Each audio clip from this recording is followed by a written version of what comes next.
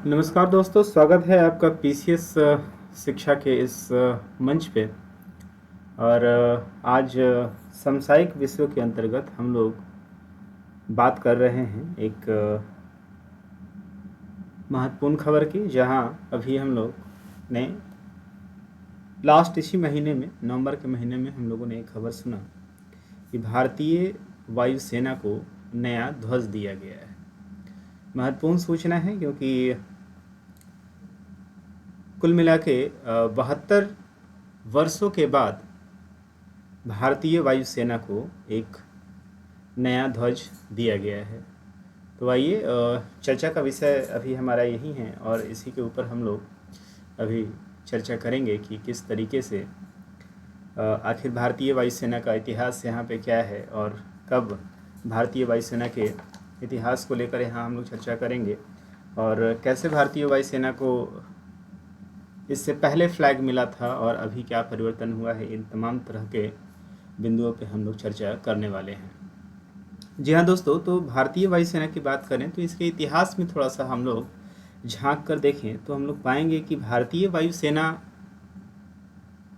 वस्तुतः ब्रिटिश के समय इसे स्थापित किया गया था और ये वो दौर था 1925 का, वो दौर था जब आर्मी के अंतर्गत भारतीय वायुसेना, उस समय आर्मी ब्रिटिश वायुसेना के तौर पे काम करना प्रारंभ करती है। 1925 में एक स्किन कमेटी का गठन किया गया था और इस स्किन कमेटी का वस्तुतः, जिसको हम इंडियन सैंडस्ट कमेटी के नाम से जानते हैं, और इस स्किन कमेटी का वस्तुतः ये काम था, इन्होंने ये बाद में 1 अप्रैल 1927 को ये रिकमेंडेशन दिया कि भारतीय वायुसेना, मतलब उस समय की जो वायुसेना है, उसे आर्मी के एक विंग की तरह स्थापित किया जाए। और इस तरह आप देखेंगे कि 1 अप्रैल 1927 ईस्वी को इस कमेटी की रिपोर्ट आती है और इस कमेटी के रिपोर्ट के आधार पर आप देखेंगे कि सन 1930 ईस्वी में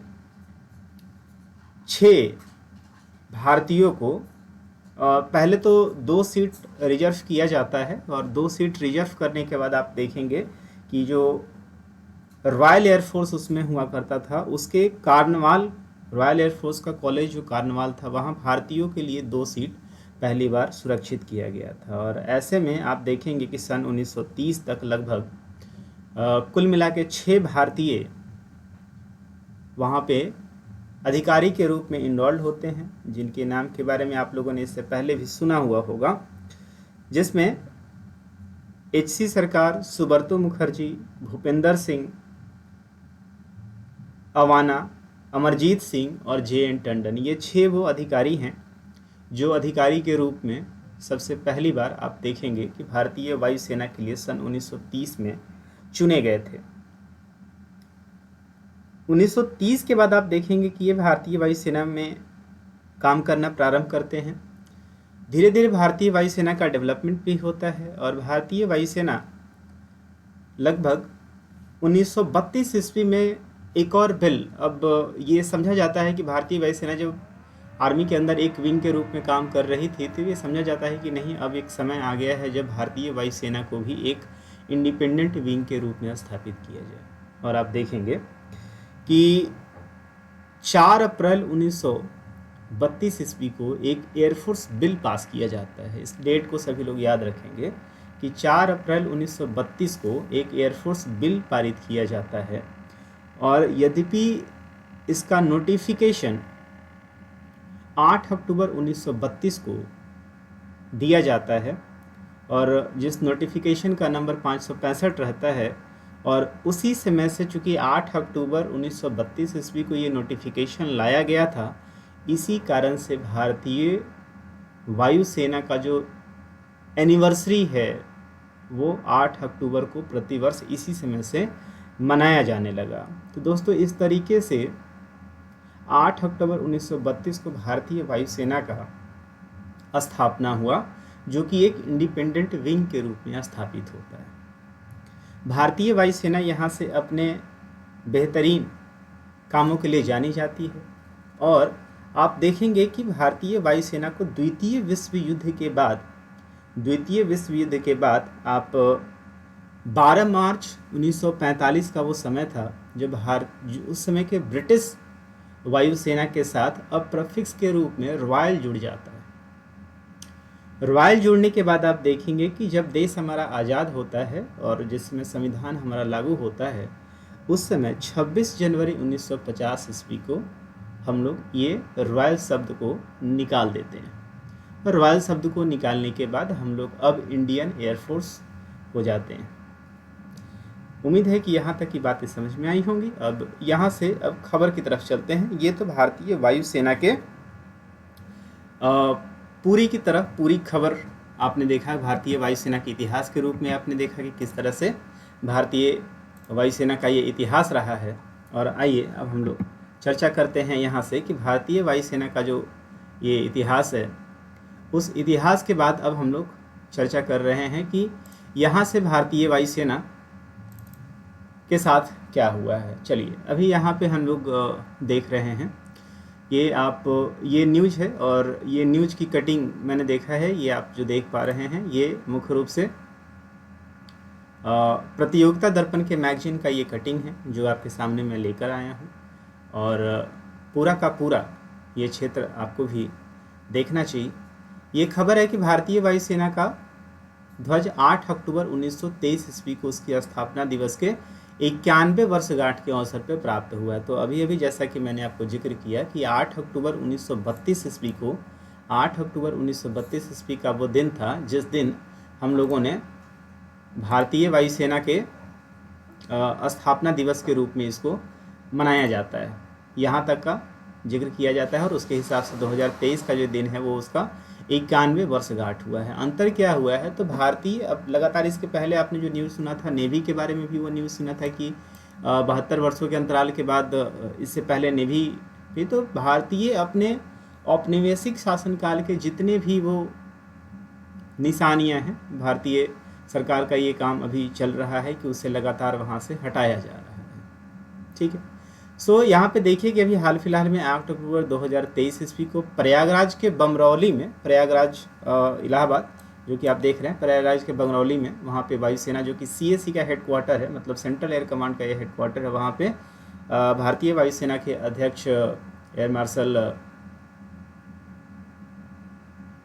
V चौधरी और साथ में CDS जनरल विपिन चौहान भी, अनिल चौहान भी वहाँ पे उपस्थित रहे और दोनों ने मिलकर आप देखें कि यहाँ पे भारतीय वायुसेना का आप ये पिक्चर देख पा रहे हैं। यहाँ पे आगे की तरफ VR चौधरी आपको नज़र आ रहे हैं और पीछे आप देखिए कि CDS नज़र आ रहे हैं। और ये नीले रंग का जो ध्वज की खासियत क्या है, आइए इसके बारे में समझते हैं।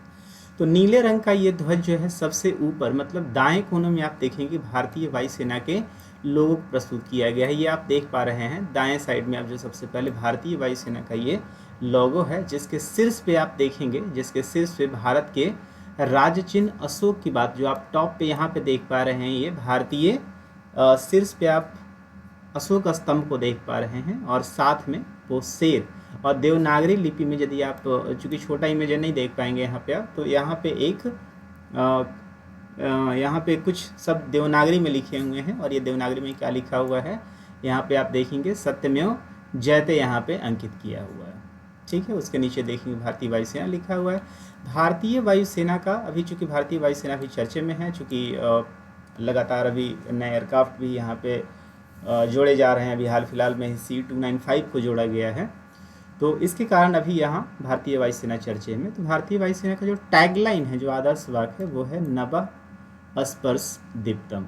ठीक है, तो ईगल जो आप देख रहे हैं, ये जो हिमालयन, ये आप जो ईगल देख रहे हैं, ये मुख्यतः हिमालयन ईगल है। और इस ईगल के नीचे यदि आप देखेंगे तो यहीं पे ये नभः स्पर्श दीप्तम लिखा गया है। और ये पूरा का पूरा जो आदर्श वाक्य है, ये भगवत गीता के अध्याय 11 के श्लोक 24 से लिया गया है, जिसका अर्थ होता है वैभव के साथ आकाश को छुओ। आप वायुसेना के प्रत्येक किसी भी झंडे के पास आप देखेंगे touch the sky with glory. और इस नए ध्वज में परिवर्तन आप देखेंगे कि दाईं ओर और नीचे वायुसेना का गोल, ये जो आप देख रहे हैं वायुसेना का अपना ये गोल निशान जो है, वायुसेना का अपना ये गोल निशान और ऊपर बाएं की तरफ तिरंगा झंडा जो है। अब यहाँ पे बाएं तरफ जो आप तिरंगा झंडा देख रहे हैं, इसे मुख्य रूप से अभी तक जोड़ा गया है। ब्रिटिश शासन के दौरान भारतीय वायुसेना को रॉयल एयरफोर्स के नाम से जाना जाता है, जिसका मैंने जिक्र अभी इससे पहले ही कर दिया है। और आप देखेंगे कि RIF जो हुआ था उसको कब ड्रॉप किया गया था, तो ये ध्यान रखिएगा कि ये 26 जनवरी 1950 ईस्वी का उस समय था कि रॉयल एयरफोर्स को हम लोगों ने हटा दिया था वहाँ से। और इस प्रकार 72 वर्षों के पश्चात आप देखेंगे कि मतलब मैं यदि 1950 के बाद यहाँ से तो 72 वर्षों के पास अब भारतीय वायुसेना के पास नया सेनाध्यक्ष नया भारतीय वायुसेना को ये नया ध्वज अब मिल चुका है। तो उम्मीद करता हूँ कि भारतीय वायुसेना से संबंधित ये जो न्यूज़ है उससे अभी हाल फिलहाल में करंट अफेयर्स में थोड़ा सा और चर्चा कर दें। तो अभी भारतीय वायुसेना के कुछ वायुसेना द्वारा अभी कुछ महत्वपूर्ण ऑपरेशंस भी चलाए गए थे। उस ऑपरेशंस में आप क्या देखिए याद आ रहा होगा आपको, ऑपरेशन देवी शक्ति आपको याद आ रहा होगा। ऑपरेशन देवी शक्ति आपने देखा होगा किसके साथ चलाया गया था, ये अफगानिस्तान के लिए चलाया गया था। ऑपरेशन गंगा चलाया गया जो कि यूक्रेन से भारतीयों को वापस लाने के लिए लाया गया था। और ऑपरेशन अजय जो हाल फिलहाल में चलाया गया है जो कि इजराइल से लाया गया है। तो आज के वीडियो के लिए इतना ही। उम्मीद करता हूँ कि आपको ये जानकारी आपके तैयारी में कुछ उपयोगी साबित हो पाएगा। फिर अगले वीडियो के साथ हम मिलेंगे, तब तक के लिए धन्यवाद। मैं प्रभात कुमार फिर आपसे PCS शिक्षा के इस प्लेटफॉर्म पे अगले चैनल में मुलाकात। तब तक के लिए धन्यवाद। Good night everyone.